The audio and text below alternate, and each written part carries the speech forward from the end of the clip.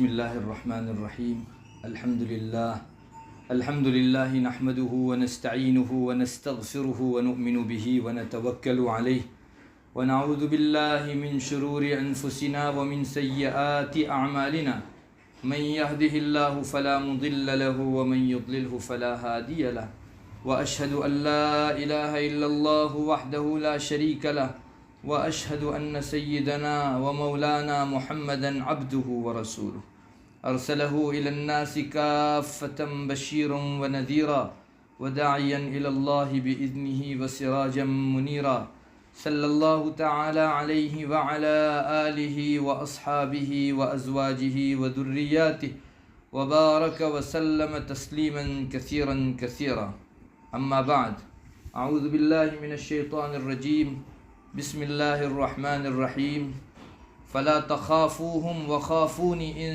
کنتم مؤمنین وقال تعالی انما یخشى اللہ من عباده العلماء صدق اللہ مولانا العظیم۔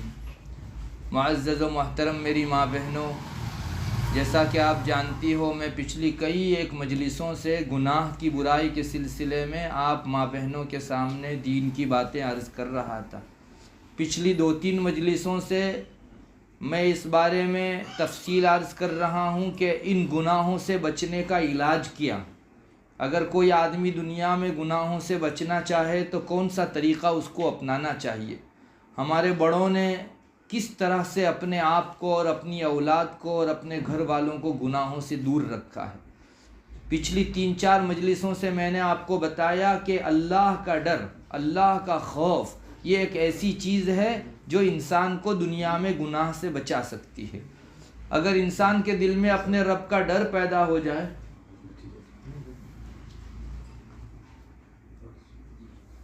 اگر انسان کے دل میں اللہ تبارک و تعالیٰ کا ڈر پیدا ہو جائے تو وہ چاہے سب کے درمیان میں ہو یا الگ سے اپنے روم میں بیٹھا ہوا ہو، کسی جگہ بھی اللہ تبارک و تعالیٰ کا ڈر اس کو گناہ نہیں کرنے دے گا۔ ہمیشہ یہ آدمی گناہوں سے بچا رہے گا۔ میری ماں بہنوں، گناہوں کے متعلق ہمارے اسلاف نے، ہمارے بڑوں نے اپنے آپ میں اتنا ڈر پیدا کیا کہ ان کی آنکھیں ہمیشہ اشکبار رہا کرتی تھی، آنسو رہتے تھے ان کی آنکھوں کے اندر، حالانکہ اتنے بخشے بخشائے لوگ تھے کہ نہ پوچھئے بات۔ ضرورت اس کی ہے کہ ہم لوگ بھی اپنے اندر اللہ کا ڈر پیدا کریں۔ میری ماں بہنوں، اللہ کے ڈر کو ایمان کی نشانی قرار دیا گیا۔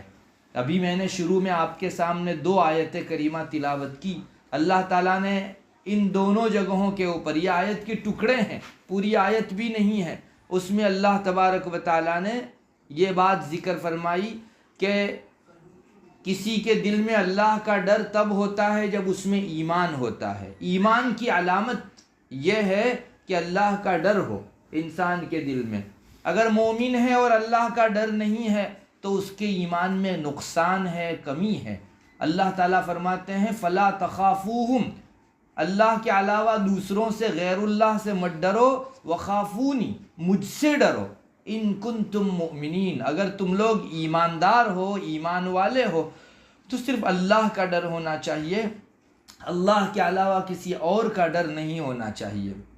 علماء نے فرمایا کہ ایمان کی علامت شمار کیا گیا ہے اس کو کہ انسان کے دل میں اللہ کا ڈر پیدا ہو جائے، ورنہ جن لوگوں کے پاس ایمان ہے اور اللہ کا ڈر نہیں ہے وہ اپنے دل کے اعتبار سے اللہ تعالیٰ سے بے خوف ہیں، نیڈر ہیں، تو ان لوگوں کو اپنے ایمان پر دوسری نظر کرنی چاہیے کہ کہیں اس میں نقصان تو نہیں آ گیا۔ اسی طرح علماء فرماتے ہیں کہ اللہ نے ایک اور آیت کریمہ قرآن کریم میں نازل کی کہ جس آدمی کے پاس علم ہوگا اس کی پہچان یہ ہوگی کہ اس کے دل میں اللہ کی خشیت اور اللہ کا ڈر ہوگا۔ انما یخشی اللہ من عبادہ العلماء، اللہ تعالیٰ کے وہی بندے اللہ تعالیٰ سے ڈرتے ہیں جو علماء ہوتے ہیں۔ تو معلوم ہوا کہ علم کا اثر اللہ کا ڈر ہے۔ دنیا میں کتنے ہی لوگ علم کا دعویٰ کرتے ہیں کہ ہمارے پاس بہت اسٹڈی کر لی ہم نے، بہت شریعت کی باتیں ہم نے جان لی، اور دنیا کے اندر ان کو ڈاکٹر کہا جاتا ہے۔ عربی میں دکتور یہ کسی چیز میں PhD حاصل کرنے والے کو کہتے ہیں۔ تو یہ لوگ دین میں اسٹڈی کر کے، ابھیاس کر کے اپنی معلومات اور وانچن کر کے دین میں بہت آگے بڑھ کر اپنے آپ کو بہت بڑا عالم کہتے ہیں، حالانکہ ان کے دلوں میں اللہ کا ڈر نہیں۔ ان کے جسم کے اوپر آپ دیکھو تو کوئی اثر علم کا ان کے اوپر نظر نہیں آتا، وہ بے تحاشا اللہ تبارک و تعالیٰ کی نافرمانی کرتے ہیں، اپنی داڑھیاں منڈاتے ہیں اور لباس ایسا پہنتے ہیں جو اللہ تبارک و تعالیٰ کی ناراضگی کا ہے۔ تو اللہ فرماتا ہے کہ علم کی تاثیر تو یہ ہے کہ انسان میں اللہ کا ڈر پیدا کرے۔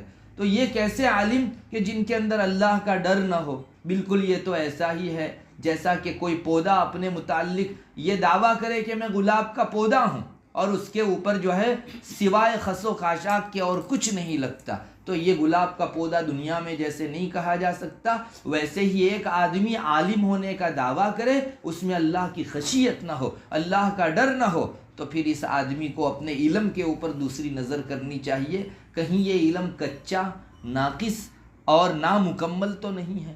بہرحال میری ماں بہنوں، ہم مومن ہیں، ہمارے دل میں کسی نہ کسی درجے اللہ تبارک و تعالیٰ کا ڈر رہنا چاہیے، اور صرف اتنا ہی نہیں کہ ڈر رہے، ہماری زندگی کے ہر لمحے میں ہم کو اس کی کوشش کرنی چاہیے کہ اللہ کا خوف، اللہ کی خشیت ہمارے ہر لمحے میں بڑھتی رہے۔ ایک جگہ اللہ فرماتا ہے وَيُحَذِّرُكُمُ اللَّهُ نَفْسَهُ، اللہ تعالیٰ تم کو اپنی ذات سے ڈراتا ہے، یعنی اللہ تعالیٰ کے عذاب، اللہ کی سزا، ان سب چیزوں کو اپنے ذہن و دماغ میں حاضر رکھو، تو انشاءاللہ گناہ کے اٹھے ہوئے جذبات بھی واپس فرد پڑ جائیں گے کہ میرے رب کے پاس مجھے کھڑے ہونا ہے، حساب دینا ہے، اللہ تعالیٰ کے یہاں محشر کے کٹہرے میں کھڑے ہو کر زندگی بھر کا کچا چٹھا سب کچھ مجھ کو پوچھا جائے گا، میں کیسے حساب دے سکوں گی؟ اگر خواتین میں یہ چیز پیدا ہو جائے کہ مجھے اللہ کو منہ دکھانا ہے، اللہ کے سامنے حساب دینا ہے، اللہ تبارک و تعالیٰ کے یہاں کٹہرے میں کھڑے ہونا ہے، محشر میں پوری خلقت کے درمیان میں اللہ تعالیٰ مجھ سے میری زندگی کے اعمال کے بارے میں پوچھیں گے، سمجھیے آپ کہ آپ کے اندر ڈر آ رہا ہے، اور آہستہ آہستہ یہ چیز اتنی زیادہ تیز ہو جاتی ہے کہ پھر تو اللہ تبارک و تعالیٰ کے ڈر کے علاوہ دل میں کچھ باقی نہیں رہتا، ہر ایک کو اپنی موت یاد آتی رہتی ہے۔ ابن الحاج نے اپنی المدخل کے اندر یہ روایت بیان فرمائی ہے، ابن الحاج نے اپنی المدخل کے اندر یہ روایت ذکر فرمائی ہے کہ ایک بزرگ ایک مرتبہ دوسرے بزرگ کے پاس گئے، اور وہاں جا کر انہوں نے دیکھا تو وہ دوسرے بزرگ جو ہیں وہ کبھی دروازے کی طرف نظر کر رہے تھے، کبھی کھڑکی کی طرف نظر کر رہے تھے، کبھی ادھر دیکھ رہے تھے، معلوم ہوا کہ کسی کے آنے کا انتظار ان کو ہے۔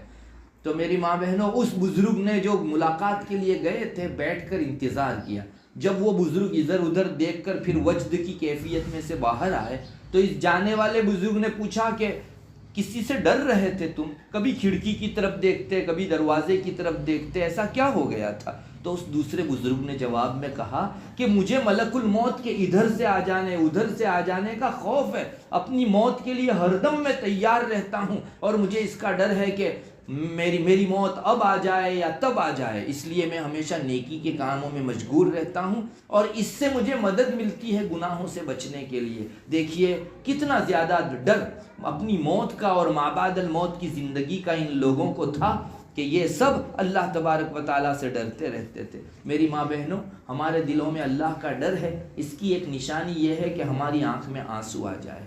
علماء اور اللہ کے نیک بندے اسلاف اتنے زیادہ روتے تھے کہ میری ماں بہنوں ہم لوگ تو تصور نہیں کر سکتے، اتنی زیادہ ان کی زندگیوں میں اللہ کے لیے رونا ہوتا تھا۔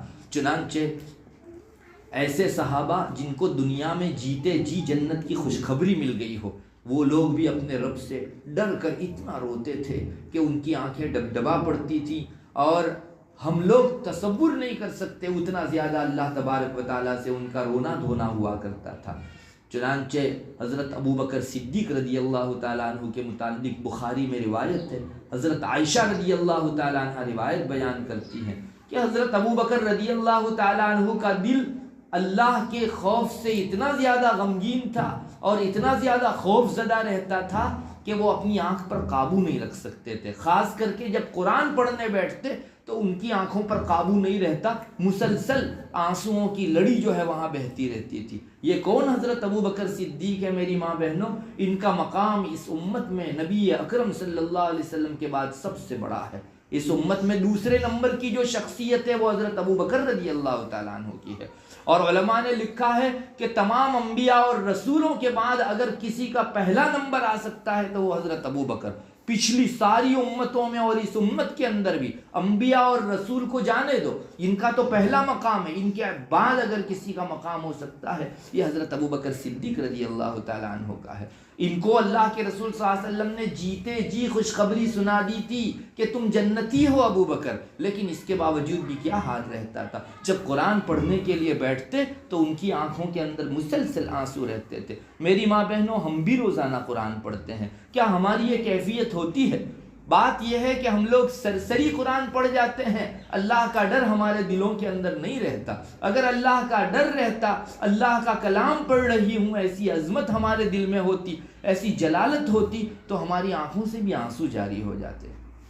آج بھی بہت سے ایسے لوگ موجود ہیں جو قرآن کریم کو پڑھنے کے موقع سے اپنے آپ کو سنبھال نہیں پاتے، چنانچہ ان کی آنکھوں سے آنسو بہتے رہتے ہیں۔ بہت سے تو ان میں وہ ہے جو عوام ہیں، مطلب بھی نہیں سمجھتے، لیکن میرے رب کا کلام ہے، ایک بہت بڑے بادشاہ کا، جس کے ہاتھ میں سب بادشاہوں کے دل ہے، ایسے بڑے بادشاہ کا کلام ہے۔ اس طرح کی عظمت ان کے دلوں پر قرآن کریم پڑھنے کے موقع سے چھا جاتی ہے، اور وہ تاب نہیں لا سکتے اور اتنا روتے ہیں کہ ہم لوگ اس کا اندازہ اور تصور نہیں کر سکتے۔ یہ حضرت ابو بکر صدیق رضی اللہ تعالیٰ عنہ کا حال تھا۔ انہی کے بارے میں آتا ہے، آپ کو معلوم ہے نبی اکرم صلی اللہ علیہ وسلم جب بیمار ہوئے اور اپنی آخری بیماری کے اندر مبتلا ہوئے تو نماز پڑھانے کے لیے مسجد نبوی میں نہیں جا سکتے تھے، تو آپ صلی اللہ علیہ وسلم نے فرمایا کہ ابو بکر کو کہو کہ وہ میری جگہ نماز پڑھایا کریں۔ تو حضرت عائشہ رضی اللہ تعالیٰ عنہ فرماتی ہیں کہ میں نے نبی اکرم صلی اللہ علیہ وسلم کو کہا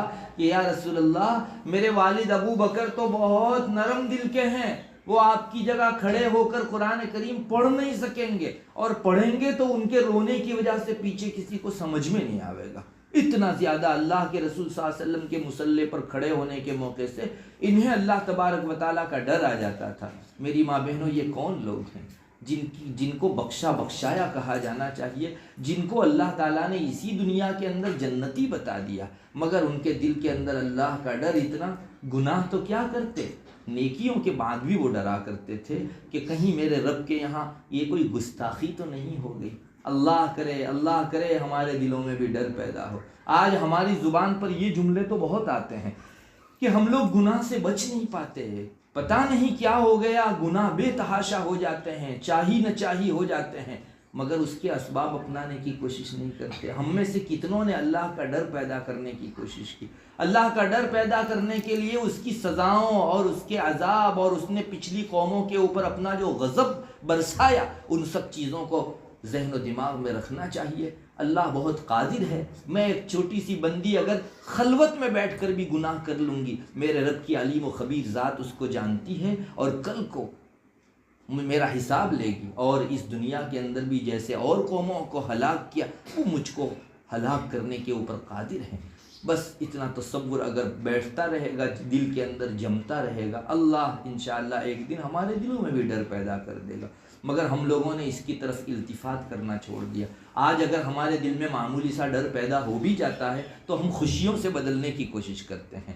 ہمارے بیچ اگر کسی نے موت کا تذکرہ چھیڑ دیا، حشر نشر کا تذکرہ چھیڑ دیا، تو ہم کہتے ہیں کہ ہماری خوشیوں کی مجلس کو بگاڑو مت، کرکری مت کرو، دوسری اچھی خوشی کی بات کرو، کوئی جو ہے سیریل چلا دو، کوئی فلم چلا دو، کوئی ہنسی خوشی کی کامیڈی کی بات کر دو۔ بس ہمارے دل میں ڈر پیدا ہونے ہی نہیں دیتے ہم لوگ، اور جب پیدا نہیں ہوتا تو آنکھیں بھی نم نہیں ہوتی، اور جو اللہ کے لیے نہیں روتا ہے اس کو دنیا کے لیے رونا پڑتا ہے۔ انسان کا رونے کا ایک کوٹا ہے، اگر وہ حلال جگہ اور اللہ تبارک و تعالیٰ کی رضامندی اور اس کے خوف کی جگہ نکل گیا رونے کا کوٹا، تو اب دوسری جگہ تم کو رونے کے مواقع نہیں آئیں گے، ورنہ ہر انسان روتا ہے، ہر ایک کو زندگی کے مختلف مرحلوں میں رونے کی نوبت آیا کرتی ہے۔ کتنے خوش قسمت ہیں وہ بندے اور خوش قسمت ہیں وہ بندیاں جو اللہ کی خاطر روتے ہیں۔ ہمارے بعض بزرگوں کو وجد آ جاتا ہے جب یہ چھوٹے بچے روتے ہیں تو ان کی حالت دوسری ہو جاتی ہے. وہ کہتے ہیں کہ آج بڑوں نے رونا چھوڑ دیا, صرف چھوٹوں کے اندر باقی رہ گیا ہے. اور ہم نے دیکھا چھوٹے اپنی ساری ضرورتیں رو کر پوری کروا لیتے ہیں. تو کاش بڑے بھی اگر رونا سیکھ جاتے, اللہ تبارک و تعالیٰ کے یہاں اپنی ضرورت پورا کرانے میں یہ چیز ان کو بڑی مددگار بنتی, معین بنتی. ہمیں چاہیے کہ ہم لوگ بھی اللہ کے لیے رونا سیکھیں. میری ماں بہنوں, ایک شخص ہیں عبداللہ ابن عیسیٰ, وہ فرماتے ہیں کہ حضرت عمر رضی اللہ تعالی عنہ اتنا روتے تھے کہ ان کی دونوں آنکھوں کے نیچے 2 سیاہ اور کالی پٹی پڑ گئی تھی. آپ کو معلوم ہے ایک جگہ دیوار پر بھی جب پانی بہتے رہتا ہے تو اس جگہ پانی کے بہنے کے ریلے کا داغ پڑ جاتا ہے. تو کتنا روتے ہوں گے حضرت عمر رضی اللہ تعالیٰ عنہ کہ ان کی آنکھوں کے نیچے ان کے رخسار کے اوپر 2 کالی پٹیاں پڑ گئی تھی. مسلسل اس پر رونے کا پانی اور رونے کے آنسو بہتے رہنے کی وجہ سے یہ پٹی بن گئی تھی.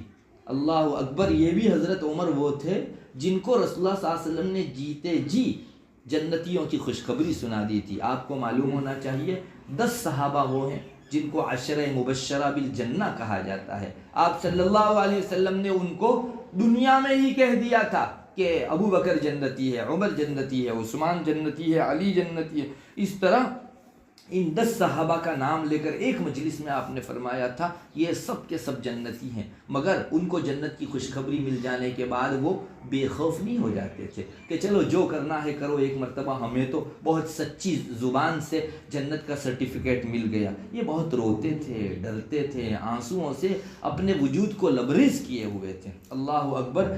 وہ آدمی کیسا ہوگا کہ جس کو رونے کی وجہ سے چہرے کے اوپر آنسوؤں کی لڑی کا نشان پڑ گیا ہو. اللہ کرے ہمیں اس کا ایک شمع میسر ہو جائے. میری ماں بہنوں, سچی بات یہ ہے کہ جو اللہ کے سامنے روتا ہے اللہ اس کو اپنے سے بہت قریب کر لیتا ہے. اس لیے ہمارے بعض بزرگان فرماتے ہیں کہ جو صبح اٹھ کے تہجد میں اللہ کے پاس روتے ہیں ان سے بہت بچا کرو, بہت ڈرا کرو, اس لیے کہ ان کا ڈائریکٹ اللہ سے کانٹیکٹ ہے. اگر ہماری طرف سے ان پر کچھ ظلم ہو گیا, ان کا دل جو ہے ناراض ہو گیا, رب کو رو کر کہہ دیں گے تو ہمارے لیے مصیبت کھڑی ہو جائے گی. جس کو رونا آ گیا اس کو اللہ تعالیٰ کی نزدیکی میسر ہو گئی. بہرحال یہ حضرت عمر رضی اللہ تعالیٰ عنہ کا حال تھا. تیسرے خلیفہ اسلام کے بڑے ہیں حضرت عثمان ابن عفان رضی اللہ تعالیٰ عنہ, جن کو اللہ تعالیٰ کے راستے میں شہادت ملی ہے. حضرت عمر رضی اللہ تعالیٰ عنہ کو بھی شہادت ملی. حضرت عثمان ابن عفان رضی اللہ تعالیٰ عنہ کتنا زیادہ روتے تھے. کتابوں کے اندر لکھا ہے, قرآن مجید کی تفسیر میں ایک آیت اللہ تعالیٰ نے اتاری, امن هو قانت آناء اللیل ساجدا وقائما یحذر الآخرة ويرجو رحمت ربه قل هل يستوي الذين يعلمون والذين لا يعلمون انما يتذكر اولو الالباب. اس آیت کا مطلب ہوتا ہے بھلا جو آدمی رات کی مختلف گھڑیوں میں عبادت کے اندر گزارتا ہے, سجدے کے اندر اور اللہ کے سامنے کھڑے ہونے کی حالت میں, آخرت سے ڈرتا ہے اور اپنے رب کی مہربانی کا امیدوار ہے. یہ جاننے والے لوگ ہیں, نہ جاننے والے اور جاننے والے دونوں برابر نہیں ہو سکتے. اس میں جو لوگ عقل مند ہیں ان لوگوں کے لیے بڑی عبرت کا سامان ہے. یہ آیت کریمہ مفسرین لکھتے ہیں حضرت عثمان رضی اللہ تعالیٰ عنہ کے بارے میں نازل ہوئی کہ یہ لوگ اللہ کے سامنے کھڑے ہوتے ہیں اور سجدے میں رہتے ہیں اور اللہ تعالیٰ سے ڈرتے رہتے ہیں. یحذر الآخرہ, کل کو آخرت میں نہ جانے ہمارا کیا ہوگا, کیا حالت ہوگی. یہ سب جو ہے ان حضرات کے یہاں رہا کرتی تھی اور اللہ تعالیٰ نے آیت کریمہ مستقل اتاری. یحذر الآخرہ, جو حضرات عربی جانتے ہیں انہیں پتہ ہے آخرت سے ڈرتے رہنے کا مفہوم اس آیت کریمہ میں ذکر کیا گیا. پتہ چلا کہ ڈرنا اپنی موت اور ما بعد الموت کے مختلف مرحلوں سے یہ ایک مومن کی شان ہونی چاہیے. حضرت عثمان رضی اللہ تعالیٰ عنہ ہی کے بارے میں آتا ہے کہ وہ جب کسی کی قبر کے اوپر جاتے تھے تو اتنا روتے تھے کہ ان کی داڑھی مبارک آنسوؤں سے تر ہو جاتی تھی. کسی نے ایک مرتبہ پوچھ لیا حضرت عثمان رضی اللہ تعالیٰ عنہ کو کہ حضرت جنت اور جہنم کا تذکرہ آتا ہے تب آپ اتنا زیادہ نہیں روتے, تو کیا بات ہے قبر کے پاس جاتے ہیں تو اتنا زیادہ روتے ہیں؟ تو حضرت عثمان رضی اللہ تعالیٰ عنہ نے, جانتی ہو میری ماں بہنوں, کیا جواب دیا؟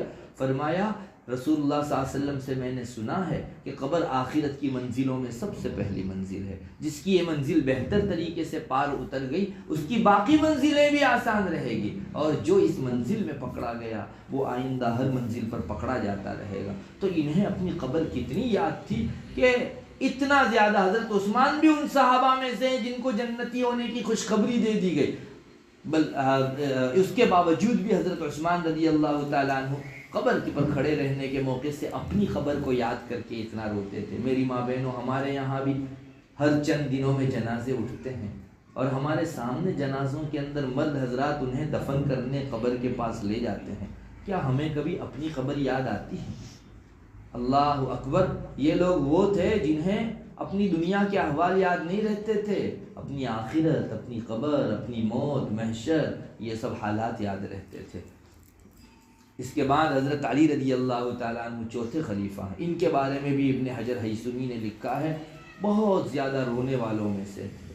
چنانچہ حضرت معاویہ رضی اللہ تعالیٰ عنہ، ان کی کافی لڑائیاں بھی اللہ کے خاطر جو ہے حضرت علی رضی اللہ تعالیٰ عنہ کے ہمراہ ہوئی ہے۔ دونوں اللہ کے خاطر لڑتے تھے، یہ اجتہادی ایک چپ تھی کسی طرف۔ بہرحال دونوں کے درمیان میں کافی تناؤ تھا، اس کے باوجود بھی دونوں ایک دوسرے کے قدردان تھے۔ حضرت معاویہ رضی اللہ تعالیٰ عنہ کے پاس ایک مرتبہ ایک شخص آئے ضرار نامی، وہ حضرت علی رضی اللہ تعالیٰ عنہ کے ساتھ اٹھنے بیٹھنے والے لوگوں میں سے تھے۔ تو حضرت معاویہ رضی اللہ تعالیٰ عنہ نے ضرار کو فرمایا کہ ضرار، علی کے کچھ حالات بیان کرو، حضرت علی رضی اللہ تعالیٰ عنہ کے کچھ حالات سناؤ۔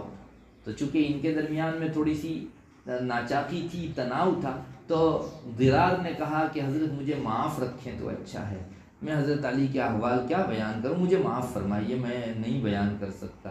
تو حضرت معاویہ رضی اللہ تعالیٰ عنہ نے فرمایا نہیں، حضرت علی کے احوال بیان کرو۔ انہوں نے واپس معذرت چاہی، مجھے معاف رکھیے، معذور رکھیے، میں حضرت علی کے احوال آپ کے سامنے نہیں بیان کر سکتا۔ تو حضرت معاویہ نے فرمایا میں معاف نہیں رکھوں گا، تم کو کہنا پڑے گا حضرت علی کیسے تھے۔ چنانچہ انہوں نے جن کلمات میں تعریف کی، بڑے اہم کلمات ہے، پورا ایک فقرہ کتابوں کے اندر لکھا گیا ہے، اس میں ہمارے آج کے موضوع کی مناسبت کا جو حصہ ہے وہ میں آپ کو ذکر کرتا ہوں۔ ضرار حضرت علی رضی اللہ تعالیٰ عنہ کے بارے میں حضرت معاویہ کو فرمانے لگے کہ جب آپ کو ماننا ہی نہیں ہے، اب مجھے بیان ہی کرنا پڑے گا تو سنو، حضرت علی ایسے تھے، ویسے تھے، ایسے تھے، بڑے اچھے اوصاف ذکر کیے۔ اور آگے جا کر ضرار کہتے ہیں حضرت علی رضی اللہ تعالیٰ عنہ مسجد میں جا کر منبر کے محراب کے اندر کھڑے ہو جاتے تھے اور اپنی داڑھی پکڑ کر اللہ کے سامنے روتے تھے۔ تنہا رات کو یا کسی اور تنہائی کے موقع سے حضرت علی محراب میں چلے جاتے تھے اور داڑھی پکڑ کر ایسے روتے تھے، اتنے بلبلاتے تھے جیسے کسی انسان کو بچھو نے ڈنک مار لیا ہو، وہ کیسے تل ملاتا ہے اور وہ کیسے جو ہے کپ کپاتا ہے، تھر تھراتا ہے، اس طرح حضرت علی رضی اللہ تعالیٰ عنہ محراب میں کھڑے ہو کر اپنے آپ کو خطاب کر کے کہتے جاتے، اے نفس تو ایسا ہے، اے نفس تو ایسا ہے، تو مجھے جو ہے دھوکہ دینے کے لیے کوشش کرتا ہے، اے دنیا تو مجھے دھوکہ دینے کی کوشش کرتی۔ اس طرح الفاظ بول کر اپنی داڑھی پکڑ کر جیسے ایک چھوٹا سا بچہ بلبلاتا ہے، اس طرح سے حضرت علی رضی اللہ تعالیٰ عنہ رویا کرتے تھے۔ اور انہوں نے کچھ کلمات بھی ذکر کیے جو حضرت علی رضی اللہ تعالیٰ عنہ اس موقع کے اوپر جو ہے اپنی زبان سے نکالا کرتے تھے، اور یہ کہتے تھے کہ اے دنیا تو میری طرف کیوں انٹرسٹ رکھتی ہے، رغبت رکھتی ہے، میرا کیوں شوق رکھتی ہے، تو دور ہو جا، دور ہو جا، مجھے تو صرف تیرے اندر 3 روز رہنا ہے، یعنی چند روز میری زندگی ہے، اور پھر تیری طرف واپس آنا ہی نہیں ہے، اور تیری زندگی بہت مختصر ہے، اور ہمارے حالات، سفر بہت پرمشقت ہے، بہت لمبا ہے، اور توشہ بہت کم ہے، اور راستہ بہت ڈراؤنا ہے۔ یہ کہہ کر رویا کرتے تھے زور زور سے، اور اللہ تبارک و تعالیٰ کے سامنے بلبلاتے تھے، اور یہ کہتے تھے کہ اے دنیا کسی اور کو دھوکہ دینا، علی کے پاس دھوکہ دینے کے لیے مت آنا۔ اور اس طرح سے بہت روتے بہت روتے۔ حضرت ضرار، حضرت معاویہ رضی اللہ تعالیٰ عنہ کو یہ حضرت علی کے حالات سنا رہے تھے۔ حضرت زرار نے جب اوپر دیکھا تو حضرت معاویہ رضی اللہ تعالیٰ عنہ حضرت علی کے یہ احوال سن کر ان کی آنکھوں سے آنسو جاری تھے، اور وہ اپنی آستین کے ذریعے سے اپنے آنکھ کے آنسو پوچھ رہے تھے۔ یعنی ایک آدمی کے رونے کی حالت سن کر دوسرا صحابی رو رہا ہے کہ ارے اتنے زیادہ اللہ تعالیٰ کی خشیت و ڈر رکھنے والے اور اتنے زیادہ رونے والے۔ حضرت معاویہ رضی اللہ تعالیٰ نے جب یہ احوال سنے تو ضرار کو فرمایا کہ جی حضرت علی ویسے ہی تھے، واقعی جیسا کہ تم کہہ رہے ہو۔ تو کتنے زیادہ اللہ کے بندے رونے والے تھے اللہ تبارک و تعالیٰ کے سامنے۔ آج ایک بچہ جیسے بلبلاتا ہے، ایسے اگر کوئی آدمی اللہ تعالیٰ کے سامنے بل بلا کر روئے، اللہ تعالیٰ اس کی ضرورت پوری کریں گے، اور وہ اپنے رب سے کہے کہ اللہ مجھے گناہوں سے محفوظ رکھیے، بڑی آسانی کے ساتھ گناہوں سے اللہ تبارک و تعالیٰ محفوظ رکھ سکتا ہے۔ اور یہ صرف 4 خلفاء کا حال نہیں تھا، تمام صحابہ میں یہ خوبی تھی کہ وہ اپنے رب کے پاس رویا کرتے تھے۔ حضرت عبداللہ ابن عباس رضی اللہ تعالیٰ عنہما کے متعلق آتا ہے، اتنا روتے تھے کہ جیسے پرانا مشکیزہ ہوتا ہے۔ آپ کو معلوم ہونا چاہیے عربوں کے یہاں پانی ٹھنڈا رکھنے کے لیے چمڑے کے مشکیزے ہوا کرتے تھے، اس میں پانی رکھا جاتا تھا۔ اب جب یہ چمڑا بہت پرانا ہو جاتا تھا تو اس میں فاٹ پڑ جاتی تھی بیچ میں، اور اس فاٹ کے اندر سے پانی مسلسل بہتے رہتا تھا۔ تو لوگوں نے کہا کہ حضرت عبداللہ ابن عباس رضی اللہ تعالیٰ عنہما اللہ کے ڈر سے اتنا روتے تھے، ایسا معلوم ہوتا تھا کہ پرانا مشکیزہ ہے جس میں فاٹ پڑ گئی ہے اور وہاں سے جو ہے پانی رس رہا ہے اور قطرہ قطرہ قطرہ ہمیشہ گرتے رہتا ہے۔ حضرت عبداللہ ابن عباس رضی اللہ تعالیٰ عنہما کو اللہ کا ڈر اتنا تھا اور وہ اتنا زیادہ رویا کرتے تھے۔ حالانکہ یہ ابن عباس وہ ہیں جن کو اس امت کے اندر مفسر قرآن، صحابہ میں مفسر قرآن ہونے کا مقام حاصل ہے، اور بہت سے بڑے بڑے درجے کے صحابہ ان سے مشورہ لیا کرتے تھے۔ لیکن حضرت عبداللہ ابن عباس کو اپنی آخرت یاد تھی، اللہ تعالیٰ کے سامنے کھڑا رہنا یاد تھا، اللہ کی عبادت یاد تھی، اور اپنے مقصود میں آگے بڑھنا یاد تھا، اس لیے وہ اللہ تعالیٰ کے سامنے رویا کرتے تھے۔ اور حضرت سعید ابن جبیر یہ تابعی ہیں، حضرت ابن عباس رضی اللہ تعالیٰ عنہما ہی کے شاگرد ہیں۔ یہ تو اتنا روتے تھے کہ آخری عمر میں ان کی آنکھ چلی گئی تھی، رو رو کر پانی خشک ہو گیا تھا ان کی آنکھ کا۔ حضرت سعید ابن جبیر اتنا زیادہ روتے تھے کہ ان کی آنکھ کی روشنی ختم ہو گئی تھی۔ میری ماں بہنوں، ہماری بھی زندگی چل رہی ہے، انہوں نے بھی ہماری ہی طرح کی زندگی گزاری، کیا ہمیں بھی میسر ہوگا کبھی اس طرح سے اپنے رب کے ڈر سے رونا؟ ان کی تو زندگی کا معمول بن گیا تھا۔ اللہ کرے ہم لوگ رونا سیکھ لیں، ہمارے رب کے سامنے گڑ گڑانا سیکھ لیں، گریہ وزاری سیکھ لیں، اور اپنے گناہوں کے اوپر پچھتانا، حسرت کرنا اور غم کے اندر مبتلا ہونا سیکھ لیں۔ اگر ہمارے رب کی طرف ہماری توجہ ہوگی، دل نرم ہوگا، اور دل کی نرمی کا اثر آنکھ کے آنسوؤں میں ظاہر ہوتا ہے۔ اللہ کرے ہم سب لوگ بھی، جتنی بھی خواتین آئی ہیں، وہ پلے باندھ لیں کہ جیسے بزرگوں نے ڈر رکھا، ہم لوگوں کو بھی اپنی زندگی میں اللہ کا ڈر رکھنا ہے۔ اللہ کا خوف، اللہ کی خشیت ہر دم ہمارے اوپر چھائی رہنی چاہیے، تاکہ کبھی بھی گناہ کا ارادہ تک بھی ہو، وہ خوف ہمارے اور گناہ کے درمیان میں ایک دیوار بن کے کھڑا ہو جائے۔ جیسے بزرگان دین نے اللہ کا ڈر رکھ کر خود کو گناہوں سے محفوظ رکھا، آج ہم لوگ بھی اگر اللہ کا ڈر رکھیں گے انشاءاللہ محفوظ رہیں گے۔ اور جنہیں رونا نہیں آتا، کم سے کم وہ لوگ رونے کی سی شکل بنائیں۔ ارے بناوٹی رونا کیا مشکل ہے، آپ اس طرح کی شکل بنائیں مصلی پر بیٹھ کر، ایک دن ایسا آئے گا کہ یہ بناوٹی رونا انشاءاللہ ایک دن سچے رونے کی شکل میں پلٹ جائے گا۔ لوگوں نے ایسے ہی اپنی آپ کی تربیت کی ہے کہ پہلے زبردستی اپنے آپ کو اس چیز میں لگایا، اور ایک عرصے کے بعد طبیعت کا وہ جز بن گیا، اور پھر تو وہ اس کی حقیقت ہمارے دلوں میں اتر گئی۔ میری ماں بہنوں، صبح اٹھا کرو، تہجد کے لیے 2-4 رکعت پڑھا کرو، اور اپنے رب کے حضور ہاتھ اٹھا کر مانگا کرو، اپنے لیے، اپنے اہل خانہ کے لیے، اور رویا کرو، اپنی آنکھوں سے آنسو نکالا کرو۔ یہ آنسو جن آنکھوں سے نکلیں گے، اللہ تعالیٰ ان آنکھوں کو کل قیامت کے دن جہنم سے محفوظ رکھے گا، اپنے عذاب سے محفوظ رکھے گا۔ اور جن آنکھوں نے اللہ کے لیے آنسو نکالے ہیں، انہیں اللہ تعالیٰ اپنے دیدار سے نوازے گا اور اپنی زیارت عطا کرے گا اللہ تبارک و تعالیٰ۔ جنت ایک نعمت ہے اور اللہ تعالیٰ کا دیدار، اللہ کی زیارت ایک دوسری نعمت ہے۔ قرآن کریم دونوں کو ایک ساتھ بیان کرتا ہے۔ قرآن کہتا ہے للذین احسنوا الحسنی وزیادہ، جو لوگ نیکی کرتے ہیں ان لوگوں کے لیے حسنہ یعنی جنت بھی ہے، وہ زیادہ اور اس پر اور بھی اضافہ، اور یہ اضافہ اللہ تعالیٰ کا دیدار ہے۔ میری ماں بہنوں، ہمیں چاہیے کہ ہم بھی ہمارے بزرگوں کی طرح اپنی زندگیوں کو رونے میں گزاریں۔ اللہ تعالیٰ کی جو نافرمانی ہم سے ہوئی ہے ان سب چیزوں کی چپ کی معافی تلافی کرنے کے اندر گزارے، اللہ تعالیٰ کے حضور ناک رگڑنے میں، گڑ گڑانے میں، رونے میں ہماری اپنی زندگی گزار دیں۔ اللہ تبارک و تعالیٰ نے جیسے ان اپنے بندوں کو نوازا، اللہ تعالیٰ ہمیں بھی ضائع نہیں کرے گا۔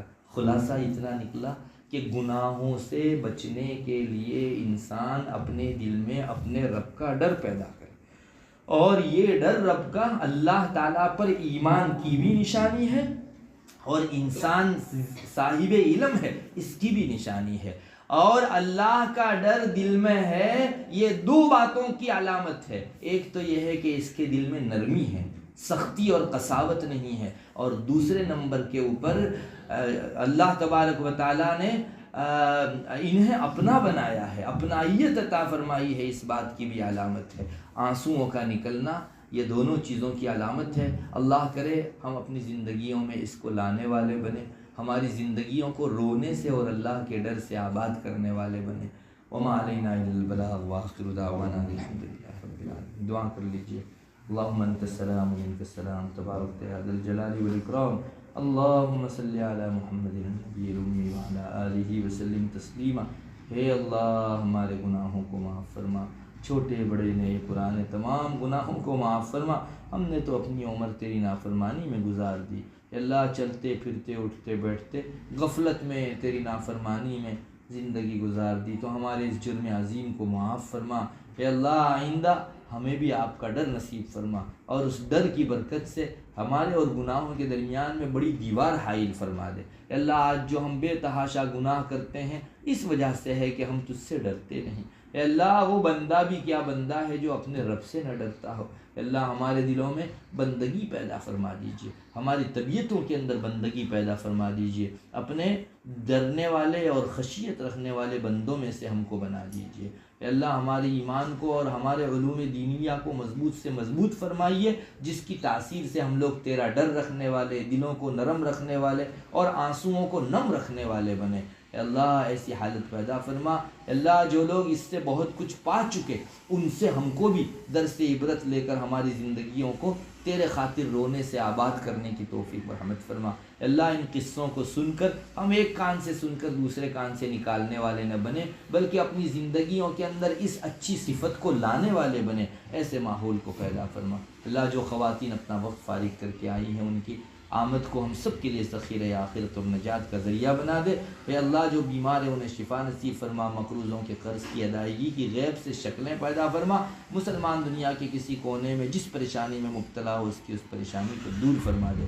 جن گھروں کے اندر تیرے دین کا وعظ کہا اور سنا جا رہا ہے اللہ ان میں بے پناہ خیر اور برکت مقدر فرما، سب لوگوں کو تیرے دین کے خاطر قبول فرما۔ اے اللہ انوارات و تجلیات اتار دے، ہر قسم کی بے سکونی بے قراری سے خانہ کی اہل خانہ کی حفاظت فرما۔ اللہ ہماری بہت ساری جائز تمنا ہیں سب پوری فرما دے۔ اللہم اغفر لامت محمد صلی اللہ علیہ وسلم، اللہم ارحم امت محمد صلی اللہ علیہ وسلم، اللہم اصلح امت محمد صلی اللہ علیہ وسلم، اللہم احفظ امت محمد صلی اللہ علیہ وسلم، اللہم ارفع امت محمد صلی اللہ علیہ وسلم، اللہم انصر امت محمد صلی اللہ علیہ وسلم، اللہم اشفی امت محمد صلی اللہ علیہ وسلم، اللہم اہدی امت محمد صلی اللہ علیہ وسلم، اللہم تجاوز عن امت محمد صلی اللہ علیہ وسلم، اللہم فرج عن کرب امت محمد صلی اللہ علیہ وسلم۔